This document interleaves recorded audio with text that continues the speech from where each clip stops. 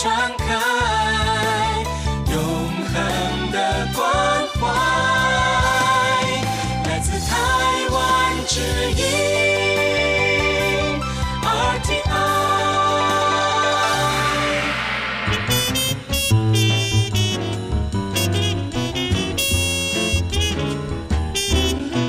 我是轮椅导游黄欣怡，今天要和各位来聊聊无障碍旅游。大家叫我阿甘，我会跟大家分享我自己做的一些低碳节能的实验。这些人，这些事，都在台湾活力购。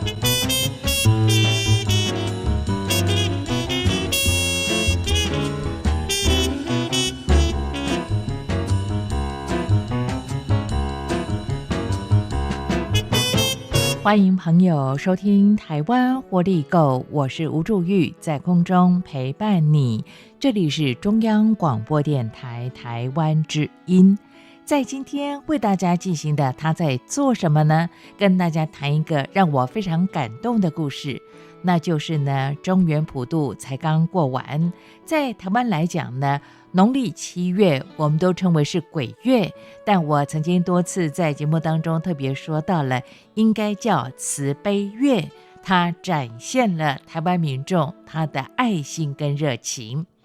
而说到中元普渡的时候呢，祭拜的贡品五花八门，除了我们会烧金纸之外呢，也会像有一些这个食物，甚至是纸扎的这个相关的产品。但今年很特别，出现了保养品纸扎的这个贡品，跟着贡品一起祭拜，不仅让人回忆起多年前好像也有纸扎的这个超市的作品，引起大家的讨论。一般来说，台湾的民众有这样的一项的习俗，就是对于已经不在的亲友啊，我们会在特别的日子或者是他的告别式当中呢，我们会烧一些纸或者其他材料做成的，像车子啦、房子啦，甚至生活当中用到的器品。不过这次用保养品系列倒是蛮特别的，他们想让这个好兄弟好姐妹透过像我们一般来讲都会在普渡的时候准备脸盆、牙膏、毛巾，让他们梳洗之后再来品尝美食大餐。但这次呢，保养品好像是想让这些好兄弟可以改头换面，让他们吃好用好之后回去还可以继续拥有好脸色，继续的保养。而说到这里，不由得要聊到今天我们访问到了这个世大全安生技有限公司的郭真君总经理，以及吕嘉熙美容教育总监，这就是发自于他们的创意了。他们跟小编发挥了创意，那跟同事 DIY 全球限量5组的纸扎的保养品。那这个保养品呢，总共有4款，非常的有意思哦。可能一般我们的保养习惯，化妆水啦、乳液啦、精华露等等总共有4款，而且这每一款都是业者，就是刚才我们讲到，像郭真君总经理跟他们的小编亲自用 A4 的纸来手做，尤其是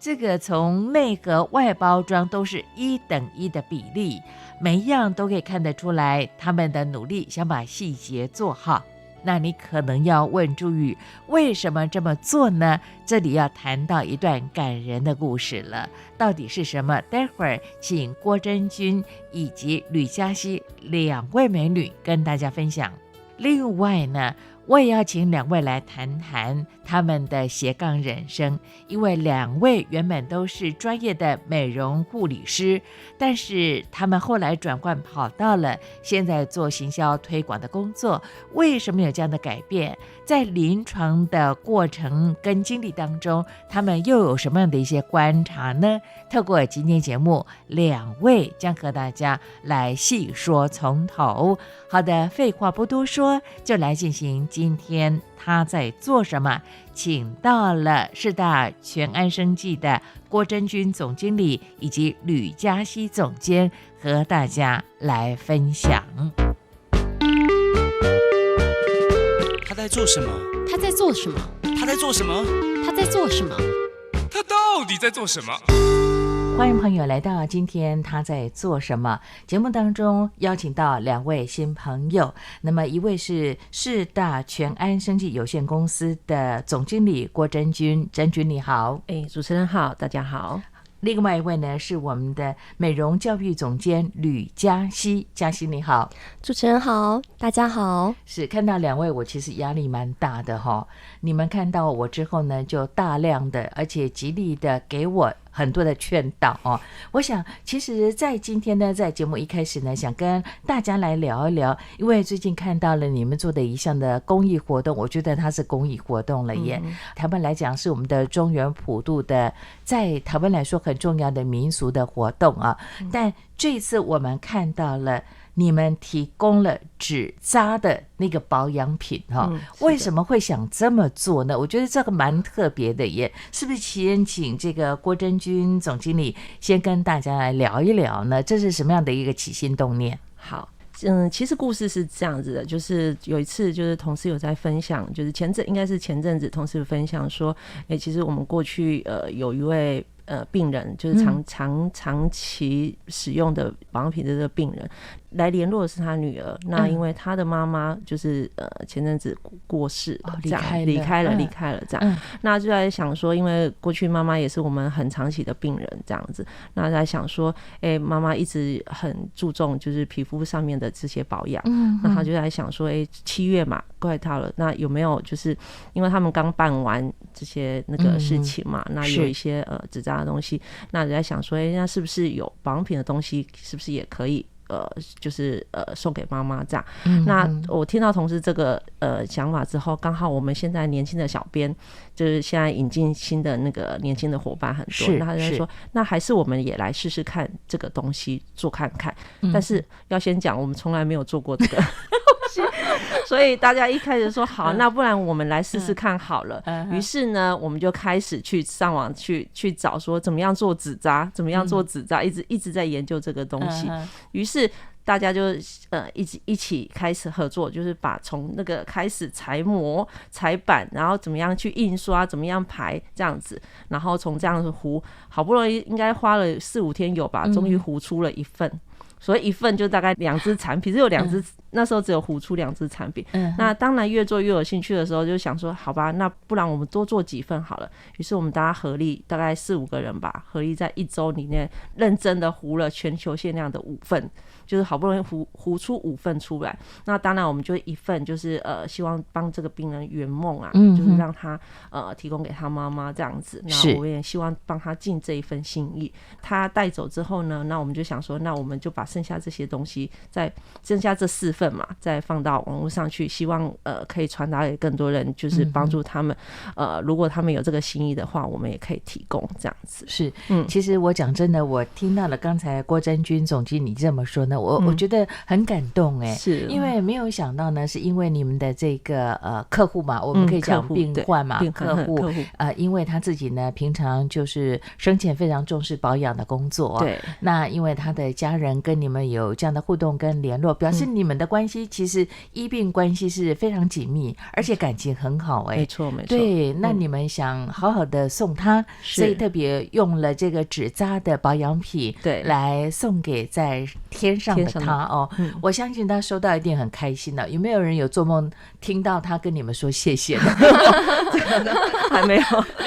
看他女儿有没有梦到妈妈特别有托梦了没有？其实过去呢我们讲到农历7月，我们讲是鬼月对不对？但是我听到你们的故事之后呢，我觉得用慈悲月来形容是最恰当了耶。你们的慈悲的关怀呢，让这个不在的妈妈，其实不管是她有圆梦了，那对女儿来讲那也是一种安慰，是不是？是。她的女儿怎么样跟你说呢？她的家人他其实那时候我们决定要帮他做这件事，他其实女儿很惊讶，就是说真的可以吗？真的可以吗？我就说我们会尽力，我们会尽力帮你圆梦这件事情。那后来当他拿到这个手做的东西的时候，他其实一直跟我们道谢，一直跟我们道谢。对，因为他觉得我们至少把他的心意放在心上，然后替他完成了这一份那个梦想，这样子。小编在做这样的这个小物件的过程当中，应该有很多的一些困难的地方吧？非常，因为保养品你不可能做的跟这个正式的样品原型一模一样吧？我们那时候要求的是连内容物，就是连罐子都要糊出来1:1的。就是你是圆形啊？应该长形吧？比方说乳液就是长形的罐装，罐装的圆罐装的，然后还有那种油罐装，就是一个瓶子，然后上面还有尖头瓶的那种，都是连那个头都要挤压的那种压头都要做出来，那个样子都要出来。你们小编一个月的薪水有多少？不好说，怎么这样考验人家？这个小编会被你们吓走哦。不过他也做到后面还蛮有心得，一直在说我快完成了，真的。两位有没有下去尝试呢？我有协助，因为我看他实在是太辛苦了，所以我如果有空档说来了，我来了，救援来了。对，可是你们怎么想到做5套呢？第一个五套，第一套就是送给那个你们的老朋友嘛，对不对？然后其实5套是想说，好吧，那我们做下来，就是我们总是要有一个切指点，我们不可能做到100套，因为真的纯手工，开玩笑，对。所以后来我们就说，好吧，那我们大家决议，那就5套吧。就这样。OK， 那这5套除了说郭真君总经理有帮忙之外，都是靠小编一个人慢慢把它折出来啊。我们有2-3个小编，2-3个小编哈。你们用的是什么样的材质啊？我们有。应该是说第一个有那个我们一般的印刷纸嘛，那当然还有特别送印的那种可以分烧的，而且您那个包装对不对？对，你要如实的去呈现你们的作品。对，没错。太厉害了！所以这个小编拜托跟老板讲一下哈，这个回去帮他加薪，对，加薪这是特优哈。当然，我觉得更让我感动是你们的用心呢，因为事实上过去呢，好像有人用那个纸扎的，像是超市是不是啊？超市对，有嘛哈？超市就是各样东西，各式各样都有嘛。那其实在台湾比较传统的像这种告别的一个纪念的物品呢，要烧给我们的这个不在的家人，通常就是像那个别墅嘛，房子嘛，车子嘛，冰箱电视啊。后来手机网络开始流行之后呢，就所谓的 iHome 啊等等这样的东西。结果你们看到了你们这个过去让你们照顾的这个好朋友的需要，那透过这个方式呢，其实我相信他的家人都会非常非常的感动啊。好，聊到这里呢，我其实想请教2位哦，像郭真君总经理以及吕嘉熙2位原本都是从事护理相关的工作嘛，而且都是以美容为主嘛，但是你们2位呢，现在有不同的斜杠人生，就说你们看到了在过去服务的这些朋友的过程当中，你们有不同的一些想法，来聊聊你们生命当中的一些改变好吗？我请嘉熙先来聊聊。嘉熙其实看起来25岁的感觉，他跟我讲其实不止，实际年纪呢，等有机会跟他接触再来说好了。嘉熙其实原本从事像美容相关的护理工作嘛，对，但现在呢反而是以教学为主哦。对，是因为疫情改变你的工作呢，还是有什么不同的想法？好的，因为我基本上是在皮肤科临床大概有11-12年了，那主要就是服务的是问题肌肤的病患。那后来其实就像您刚刚讲的，就是因为我有3个小孩。你有3个小孩？对，那陆续呢25岁，所以你18岁就结婚了。主持人您真的对我很好，真的。对，那我就先保密我的年纪好了。好，那当然。所以呢，因为这3个孩子陆续嘛，就是大概要上国小了。那其实大概我在我的工作的职涯规划就会有所改变。所以那时候其实就想说，可是因为我还是非常热爱我这份就是在临床上的这份专业，对皮肤科的专业。然后，但是也因为就是看到这些病患，他们长期受到问题肌肤的困扰，甚至在我的生命当中遇到3位那个病患。跟我说要自杀。那其实呢，那时候我就会警觉到说，原来皮肤可以带给一个人的影响这么的大。那因为他会觉得他的脸每天都红红的，然后甚至呢就是一直在脱皮，然后呢甚至流那个脓汤，然后怎么医治都不会好。那当然在我手边慢慢有帮他改善了。那透过我们的专业医师团队来讲，那基本上他也获得改善。但是因为真的这个，因为对我的人生太大的影响，因为我接到这样的讯息，其实晚上我睡不着觉。那后来我就在想说，我要怎么样再兼顾我的家庭跟我热爱这份工作？我觉得其实真的是可以帮助到人，那而不是只是说在说我们所谓的商业上的部分。那我后来就在思考，那我觉得与其说斜杠，其实我一直都有在计划着说，假设我没有办法这样的值班，因为毕竟在临床上工作，大家都知道，不管是在医院或是在诊所面，其实都有值班的部分。那但是我还是要考量到回家要照顾小孩嘛，所以呢，后来我就想说，好，那如果今天刚好这个契机就是有这样子的一个世大全安，他们需要这方面背景的专业知识的人，所以我就来从事这个行业。那因为他的工作可以比较弹性，那因为其实我在职涯的转换，我就是有在做兼职的讲师的部分，对，那就是把一些我所学的东西可以再传承下去给一些年轻的朋友们，对，那一样热爱这些就是我们所谓的皮肤科或美业的一些朋友们这样子。那慢慢的，其实就是说我希望，因为就是前面的这些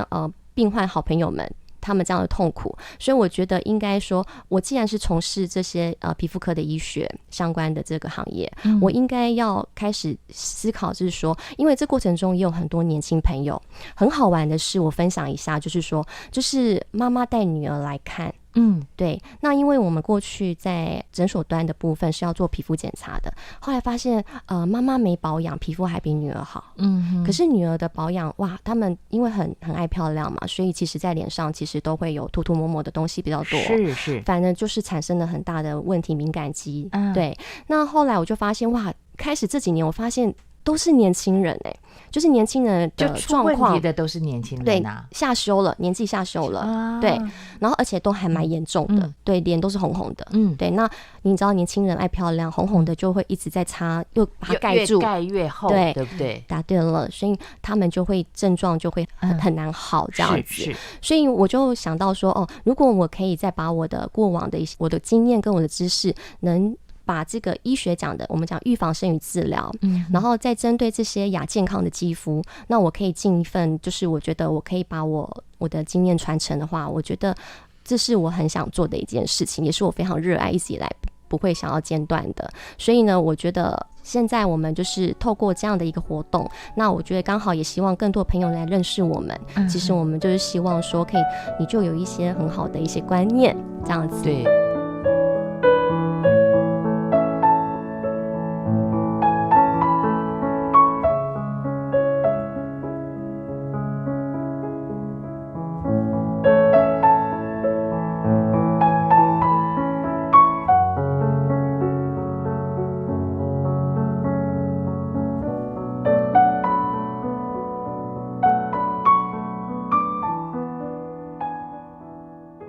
今天这两位美丽的新朋友来到之后呢，我压力非常非常的大，因为你们刚才讲到的每一个问题呢，都在我身上发生过，尤其是像刚才呢，嘉熙特别聊到了这个女儿嘛，就是妈妈陪伴她来就诊的过程当中，妈妈的保养状态反而比较好，但重点就在这里哦，因为刚才郭真君总经理特别跟我说到了，其实妈妈没有保养，对不对？完全没有差太多的东西，反而保养的保持的更好。我妈妈就是这样子，但我就是负面的教育啊。这个有机会我们在医学方面的尝试的分享过程当中，再来跟大家好好聊一聊。是的，因为嘉熙您自己呢，就是孩子大了，然后希望有更多时间陪伴他们，所以你就转换了你的职场，但是你还是用你的专业来服务更多的朋友啊。那你的教学的课程当中，就是以护理人员为主呢，还是说有更多有兴趣的朋友，这些民众想了解有关这部分的专业，透过你们所开的一些讲座，都会做一些分享呢？对，基本上我们的那个服务对象不只是护理人员，那其实现在也有所谓的美容的，从事美容行业的朋友们都可以来报名。对，那甚至我们现在我们也希望帮助所谓的，我们有一些就是越南的朋友，对，越南的朋友，对，我们也希望可以去就是去推广，然后辅导他们这样子，协助他们可以因为其实现在美业有很多越南朋友参与进来在台湾，是那我们也希望能在这方面做协助这样子。所以其实我们的对象是很广，只要你愿意想要跟我们一起在这个行业，然后可以传达更好的知识，那我觉得都是可以互相协助的这样子。 OK， 好，有很多的互动，透过像演讲啦、讲座啦，或者这样的学习课程当中，都可以把这样的知识传递下去。我想请教的这个是大安全生技有限公司的总经理郭真君，真君自己本身其实也是在像美容诊所担任像这样的专业的服务的工作嘛，然后你也跟这个吕嘉熙我们的这个美容教育总监一样，转换了跑道，然后做了这样的一个行销推广工作。刚才嘉熙特别聊到你们也会服务一些越南的朋友，为什么会有这样的一个交流呢？我好好奇哦。这是我们接下来的一个新的规划啦。那因为有鉴于现在其实我们在市面上看到，其实很多就是美容店，它其实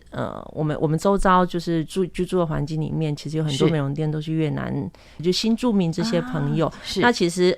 就是在生活周遭上多多少少也会就是光顾他们的店。那其实从他们的那保养观念虽然没有深入聊，但是他们其实都还蛮喜欢化妆的嘛。我们大家都知道他们其实对自己的外在的部分其实是很重视的。对对，所以我们也希望就是借由这样子的概念，除了服务我们国人以外，那现在新住民越来越多，其实我们也不排斥去跟他们接触，而且在语言上面其实也是通的。对，所以我们其实接下来是有这方面一系列的规划这样子。那我们在我们的美容顾问里面，他对这方面其实很有兴趣，所以他刚才在聊到说，接下来的越南朋友是我们就是下一个服务的对象，等于是要辅导跟服务的对象，对不对？是。我觉得其实两位刚才讲到一个非常有趣的现象哦，因为台湾本来就是一个移民的社会嘛，是来自各地的像新住民的加入啊，像是越南、泰国、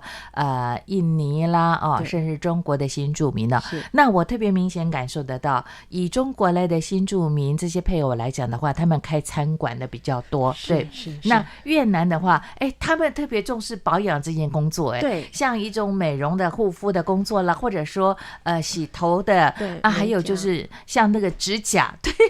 我就发现他们特别有这样的情形。那印尼的这个新住民来讲的话呢，他们比较多元了，他们可能有打工的，对不对？在餐厅去上班，或者自己也开这个印尼的餐馆啊。对。但是从事美容工作相对之下比例没那么高。对。泰国的话，按摩。对对对，几乎都是。你看他们其实各自分配他们的专业在服务台湾的朋友哦。所以刚才呢吕嘉熙我们的这个教育总监，包括郭真君总经理特别聊到了，未来也会为这些越南的朋友，我们的新住民，如果对美容保养有兴趣的话，你们会透过讲座或学习课程来指导他们啊。是的。有什么样的一些反应呢？目前才就是在筹划跟因为我刚才说了，就是我们下一个目标的一个推广嘛，所以我们现在目前还是在筹划。那有机会可以再来分享。对，下回一定要来报告一下，就是说已经行销推广的过程当中，我们这些越南的新住民这些美女们如何来做一些反应哦。因为讲真的，你说各个这个新住民来讲的话，好像相对之下越南的女孩特别漂亮，而且他们的皮肤的质感也很好，所以我觉得他们就比较具有那种代表性或说服力，是不是？像两位其实就是很有说服力的人哦。好，谢谢。你们在服务这么多的朋友的过程当中，你们有什么一些感动跟感受呢？因为刚才我听到吕嘉熙我们的美容教育总监特别说到，你甚至在服务辅导的过程当中会看到这些皮肤有问题的朋友，他们会因为自己的状况而让自己没有信心，甚至想要有那种轻生的念头，怎么会那么严重呢？这真的蛮严重的，而且我们其实当时是有8位护理人员，其实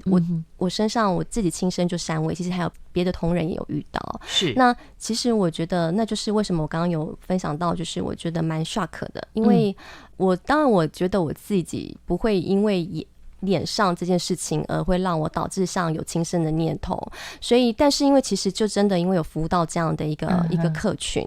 那我后来呢了解到一个很关键的是，因为他们觉得可能他们的工作是需要面对人群的。那如果是服务业来讲，大家应该都知道，面对人群这件事情是非常重要，给他的第一印象，对，见面3分情嘛。那所以他们就没有办法好好的脱下口罩，因为他们都会用脱下就是口罩。当时虽然没有疫情，但是他们还是会用口罩去把自己的脸遮住，而且越大越好。那但是您也知道，如果当你脸上假设是痘痘肌很多的人，或是他脸上很红的人，你又把他闷住，其实会更恶化。那所以他就会在恶性循环下，或者是一直擦药去抑制它，但是他就是压不下来。那最后就会崩盘。对，那当然他就会觉得他整个没有信心的，不知道怎么用才会好，他等不到那天会好的日子，所以他才会想要放弃。OK， 我其实为什么会请教两位这个问题呢？我印象特别深刻，我的高中的这个闺蜜死党呢，她也就是那种皮肤特别有问题，就是会长痘痘，然后就是脸上我们经常以前小时候不懂事都说她像月球表面一样坑坑巴巴，其实现在回想起来自己真的蛮缺德的哦。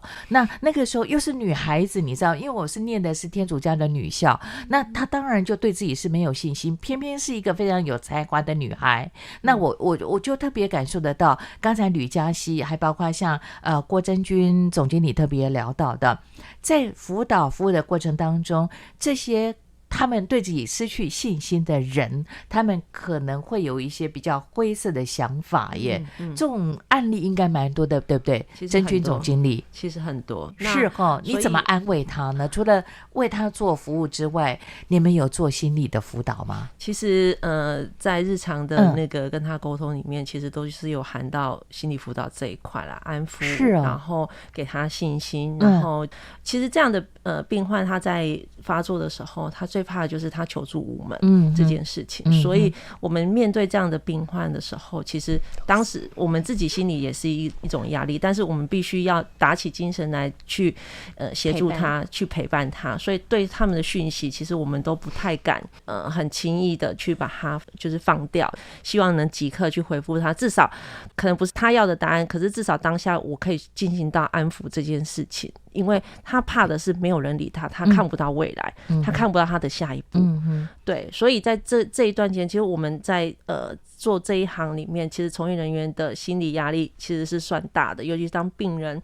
病患他或者是顾客他脸正在高峰期的时候。对，但是我们其实是很有信心，知道说他过了这个高峰期之后，他皮肤一定会变得比现在还要更好。这个是我们非常有信心的。但是因为在这个过程里面每一个人的皮肤一定不一样，他受过的伤害不一样，所以他需要代谢的时间其实也会不一样，然后再加上就是可能心理因素的影响，会影响到他没有动力，可能在使用上面呢，他可能会有一些倦怠，或者是可能也许我讲的是 A， 可是他做出来可能是 B，这中间的落差我们就是要一点一滴去帮他找出来，去找到说他有没有照我的正确使用方式，那是不是会如我预期这样子，就是把这一峰高坡就是平安的度过这样子。所以在这个过程里面，其实我们是需要非常紧密的联系，然后去给他心里面的支持跟那个皮肤的照护的那个建议跟调整这样子。我了解了，对，为什么你们会特别为这一个呢过去服务的病人，就说你们的好朋友去做纸扎的保养品，我可以了解那个过程了，因为你把他当做家人一样了嘛。是你看，尤其是你们在帮他做这样的一个照顾的过程当中呢，还要为他做心理辅导的工作。因为讲真的，以前自己在看皮肤科的时候，可能跑大医院的话，那每个这个医生看诊的时间极为有限嘛，可能5分10分就得滚出来了。对，那到这个所谓的自费的美容保养的这样的诊所去看诊的过程当中，有时候可能病人也太多了，医生没有太多时间花在你身上。这个时候呢，护理人员就很重要了，是他要很有耐心，不只是要有耐心，他还要有专业。那你们现在加上做心理辅导的工作，老板到底一个月给你们多少薪水？到底有没有分红？真的，难怪你们后来呢看到他们的需要之后，会跳出来，就干脆投入这样的一个行销推广的工作。是。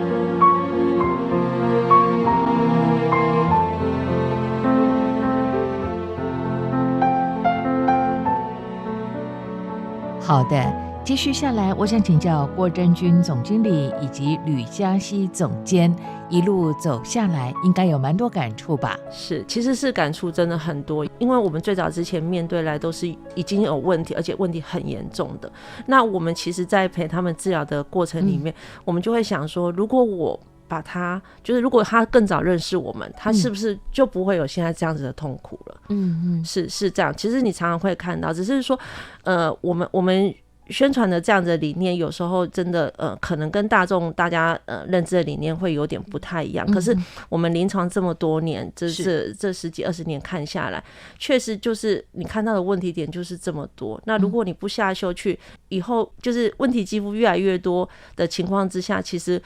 我们就这些人，其实我觉得就我们能帮助的其实有限。那为什么我们不往下把这个正确的保养观念去下修，让他们不会遇到这样的问题，不会有这样的过程要去承受面对。对，尤其是我回应刚才呢郭真君总经理特别聊到的，因为现在呢疫情这段期间，很多护理人员都出走了。对，我认识好多的护理师，他们后来都离开他们的这个医院的职场，包括像诊所。那人员缺少之下，那如果我们又没有建立一个比较正确的观念的话呢，将来就没有人为他做服务了。所以你们等于是透过像你们的4大全安生技，改变我们对于我们自己的照顾的方式，是这样的一概念吗？是 OK， 好，嘉熙跟大家聊一聊你们的想法。其实就是回归到我们其实提倡的信念之养很简单，就是回归到你皮肤应该它自己应该有的结构下，它就会有应当它该有的功能。那你就要让它去正常的运作。那其实呢，刚刚我们讲了这么多，就是因为其实大家现在都太要求的给予皮肤什么，其实会忽略皮肤它应该有代谢出来什么。你要让它自己要有代谢周期，而不是一直灌溉它东西，然后强迫它吸收，然后呢你就会造成过度的剂量，导致你皮肤产生一连串的一些我们所谓的效应，就是比较不舒服的症状这样子。那所以我们讲的是我们的理念。我们的理念就是因为刚刚我们的初衷就是因为我们在临床上真的看到太多这些受困扰的，然后失去信心的，对人生真的产生了非常的很多负面的一些想法。那我们希望呢，也因为刚刚提到的那个年龄都开始下修，这是一件我觉得不乐见的事情，因为现在大家生育率又少，包含我有3个小孩，所以我真的觉得应该要好好照顾这些年轻的一代，有一些好的正确的保养观念，然后让他们像刚刚总经理讲到，不要再我不希望再听到说他们为了他们的颜面这件事情，然后失去信心，然后连工作都不做了，然后整天只能待在家里，还把家里的镜子都打破。那其实这样子真的是我们真的不想再见到这样的案例这样子。所以信念之养最终是希望提倡一个很知道说怎么样去一个最正确的方式，然后维持你皮肤该有的机能，它该有的功能。就像我们有双手，我们知道我们的双手有5只手指头，你就不应该少1只。那这5只手指头其实就是要来拿水喝，拿笔来写字。那脸部也一样，所以我讲一个比较简单的，脸部来讲，它有线管跟我们所谓的皮脂腺，一个出油一个出水，你就应该要让他们去平衡工作，让他们应该要分泌出来去滋润你的皮肤的表面。那其实就是天然的保养品，就是上天给予我们的。那为什么你要一直过度去控油，然后甚至你要一直的不断的擦东西，保湿啊，或是美白啊，或是什么的，然后就不停的，甚至我常见的我的过去的顾客，他们一天可能要敷面膜敷3次，一天3次、对对，这是不夸张的，这不夸张，对。然后就是因为他们觉得这样才会皮肤会发亮，对。那因为其实这当然是现在的一个社会的现状，就是因为大家都讲求要快，要速效的美容方式，所以也会导致这样的一个一连串的，我觉得我们比较不热见的一个现象，这样子。OK， 我想请教郭真君总经理，刚才呢，我听到了我们的美容教育总监吕嘉熙他特别聊到说现在等于是说我们的身体的状况，尤其是皮肤的状况呢，其实有问题的年龄是下修是你们这么多年的临床的经验，你们特别看到，通常在过往我们像我自己呢，皮肤开始产生很大的问题也大概就是40岁之后嘛但现在你们看到的年轻人大概几岁就发现他的皮肤是需要透过像你们的专业的治疗或者医师的帮忙才有办法去修复呢？我们其实有遇过很多还蛮多未成年的，所以我们都要未成年还不到18岁啊？对，要家长陪同。因为我们其实有分2段啦，就是一段是像我自己，我跟他一样，我也有3个孩子。你们都好勇敢，跟你们拍拍手按赞。那因为我的孩子现在就可能在青春期阶段嘛，所以就会有像我这种年纪的妈妈，然后会带孩子因为他可能本身自己也是病患，觉得知道说这样子的治疗观念是对的，所以他希望也带给他的孩子是这样的观念，所以也不敢让他孩子在外面乱保养，所以就带来了这种。那这种其实都是小问题，就是可能青春期那个皮脂腺还在比较旺盛，还在没有办法自我平衡的状态下，然后带他过来。那还有一种就是大概可能我们好像接过最年轻应该是15、16岁吧，他自己来。就是自己打电话来预约，那因为来挂号之后，他可能我们发现他未成年，那当然就是第一次帮他看了诊之后，就会要求他要家长陪同，所以我们18岁以下的其实不少，就是大概从15到18岁这个，甚至到20岁以下，我们都会希望要父母陪同啦。对，因为他整个治疗这个年龄层其实差不多嘛，因为你往回推，我们大概现在的孩子大概从国小5、6年级就可能同才嘛，发育的比较好，然后会开始对爱漂亮，然后可能同才或者是我们现在开架式的这些东西，然后就开始使用这些瓶瓶罐罐，然后洗面乳嘛，就是可能会受到一些观念说你要开始洗脸嘛什么，所以我们看到很多其实他最早开始受伤，其实都是从洗脸开始受伤，洗坏了。就是这个点洗坏了，没错，过度洗敏感了，然后洗脱皮了，然后再又来擦不对的东西，这样累积下来，那种皮肤伤害越严重，你大概2、3年以后就开始陆陆续续出问题。那尤其是现在的保养品的第一个就是各国的品牌又多嘛，然后再来开架式的又多，对，好，可以选择又多。那现在年轻人其实随手可得，或者是网络商品这些东西，那他们的资讯很多，所以他们就很喜欢尝鲜嘛，就是一直乱用，然后有什么这个不适合就换下一个，就是这样子。所以我们常在临床上面看到，就真的你在下修就大概从15、16岁。的问题是严重的，我现在讲严重的，就是15、16岁开始，就是必须寻求像这个皮肤科的医生来做诊治。他们也许都已经去看过其他皮肤科医师，然后用了药，然后一直没有办法缓解，没有办法稳定，然后来到就是爬文嘛，上网搜寻嘛，然后来到我们这边，然后就会知道说，我们其实不是给药的这种方式治疗，所以但是我们因为不是给药，所以我们在就是治疗的时候，我们第一次我们就需要花很多时间去跟他讲解我们的理念，然后你需要怎么样子配合这样子。OK， 对，我觉得你们真的是非常有耐心，不只是有专业还有耐心，尤其是刚才我听到了2位特别讲到，像我们希望未成年18岁以下的这个年轻人啊，就说你可能要有家人的陪同，因为那个治疗的过程可能相对之下，如果你已经受伤了，要很长，而且很复杂，对不对？而且我突然发现一件事情，像我是一个比较懒的人，然后现在呢也不太会用肥皂洗脸，用清水吼之类的喝啊，反而不见得不好。对，妈妈其实完全不用洗面皂洗脸，家里头的小朋友，像姐姐的小孩，因为我自己没生孩子姐姐的小孩呢也从来不用肥皂洗脸，那我经常跟他讲说，你怎么不用洗面乳洗一下？还好他非常懒惰，我没有害他阿弥陀佛。这上帝有照顾，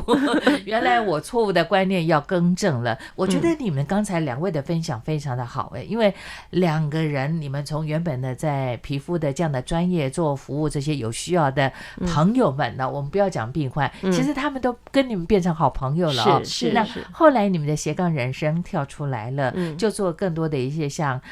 讲座的部分啊，教学的课程，也做行销推广，你们的点线面其实更广了耶，一路走来应该很开心自己做了这样的一份工作吧。嘉西怎么看待这件事情啊？因为就是这是就初衷嘛，所以然后因为觉得喜欢对愿意，是，所以就其实做的甘之如饴啊。真的不后悔选这条路老板有听到吗？我把这个访问过程的袋子MP3 送给你们的老板哈，希望他可以听得到。那我想真的那我想请教这个信言滋养的郭真君总经理，一路走来你自己又有什么样的一些看法？你有什么样的呼吁要给我们的听众朋友呢？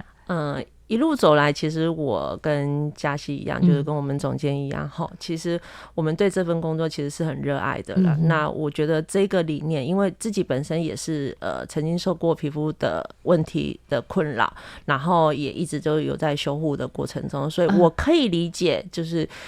皮肤有问题的时候，你这个要修护的过程是有多么不容易，尤其是你如果寻求到不对的方向的时候，你一直其实都在错误中摸索，每一次其实你会让自己很沮丧。是，那我幸好我在10几年前开始之后，其实我是调整了我的就是皮肤的一个保养状态的话，那到现在其实我是非常满意的。所以也就是因为这样子的，我自己有这样的信心，加上我喜欢这份工作，所以我其实要呼吁就是听众们，其实真的不要太认真去保养你的皮肤OK， 然后再回归到最初最天然的说，不要太认真去洗脸，真的没有这么脏。OK， 天然的上好，对，用水洗脸就可以了。天哪，你们完全颠覆我过去对于皮肤的照顾的观念跟想法耶。我们今天呢，因为时间的关系，就先跟大家聊到这里。我看到了2位的爱心，你们的小编要跟大家说声谢谢，因为我真的非常感动，花了将近1周以上的时间，对不对？每天折，要上网络写点那种小编文章，还要每天折那些保养品，有5套都有送出去吗？有都有哈。好，希望收到的这些好朋友、好姐妹，我们不说好兄弟，好姐妹们都可以感受到你们的爱心。那当然呢，希望往后有机会再上到节目当中来告诉我们的听众朋友正确的保养皮肤的方法哦。那你们2个的斜杠人生，我可以按赞吗？成功，谢谢。对啊，当然更感谢你们3个生了小孩，总共加起来有6个，我们的晚年就靠你们的孩子了。加油加油！真的好的，我们非常谢谢世大全安生技有限公司，也是信言滋养的郭真君总经理，还有吕嘉熙美容教育总监，期待我下次跟2位美女的再会喽。好，谢谢主持人，谢谢您，大家拜拜，大家拜拜。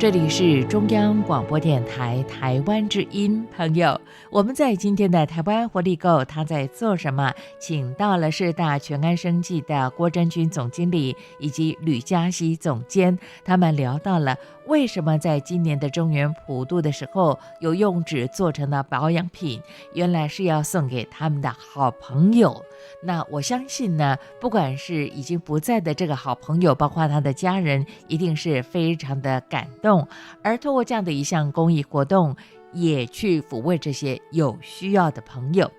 尤其是两位呢，刚才在讲着讲着不藏私，他们的专业美容护理师又上身了，很热情跟大家分享正确的一些保养的观念，当然也提供给大家来参考咯。好，看看时间，节目接近尾声，感谢你的陪伴跟收听。听完节目之后，有任何建议想给我，都可以用 email 方式跟我联络。吴祝玉的 email address 是 wcy@rti.org.tw wcy@rti.org.tw， 期待你的分享，还有对节目的批评指教了。要跟您说再会了，我们下次空中再见。台湾新玩法5道谜题，请问矮灵祭是台湾哪个原住民族的重要活动？再请问农历的7月份举办的义民祭又是台湾哪个族群的重要活动？第3道谜题，农历春节期间发起澎湖起龟活动的是台湾哪个族群？第4道谜题，新北多元文化节又是以哪个族群为出发点而设计的活动呢？最后一道，台湾很多县市举办的眷村文化节，请问眷村是台湾哪个族群特有的居住文化呢？从9月初到9月底，解出5道谜题就可以参加抽奖。台湾新玩法等着你拿大奖。